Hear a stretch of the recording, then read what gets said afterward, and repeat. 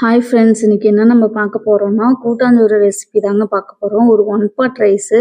அதுக்கு தேவையான பொருள்லாம் நான் இங்கே பாருங்கள் ஷேர் பண்ணுறேன் பாருங்கள். வெங்காயம், பூண்டு, வரமிளகாய், பயிறு வகைகள் எல்லாம் எடுத்து வச்சுருக்கேன். வேர்க்கடலை, பச்சைப்பயிறு, சுண்டல் எடுத்து வச்சுருக்கேன். உங்களுக்கு என்ன பயிறு பிடிக்குமோ அதை நீங்கள் எடுத்துக்கலாம். புளி ஊற வச்சுருக்கேன் ஒரு லெமன் சைஸ்க்கு. அதுக்கப்புறம் குழம்பு மிளகாய்த்தூள், வரமிளகாய்த்தூள் எடுத்து வச்சுருக்கேன். தக்காளி வெட்டி வச்சுருக்கேன். அரிசி ஊற வச்சுருக்கேங்க. நான் ஒரு 3 டம்ளர் அரிசி இன்னைக்கு கழுவி ஊற வச்சுருக்கேன். அதுக்கப்புறம் வாங்க எப்படி செய்யறதுன்னு பார்க்கலாம். ஒரு பாத்திரத்தில் எண்ணெய் ஊற்றி கடுகு போட்டுக்கிறேன். அதுக்கப்புறம் வரமிளகாய், கடலைப்பருப்பு சேர்த்துக்கணுங்க. ஏன் இவ்வளோ பெரிய பாத்திரம்னா, இந்த சாப்பாடு எங்கள் வீட்டில் எல்லாருக்குமே பிடிக்கும். அதனால பெரிய பாத்திரத்தில் செஞ்சுருக்கேங்க. அது நல்லா பொரிஞ்சதுக்கப்புறம் வெங்காயம் போட்டு நல்லா கண்ணாடி பதம் வர வரைக்கும் வதக்கிடுங்க. நல்லா வேகணும்னு அவசியம் இல்லை.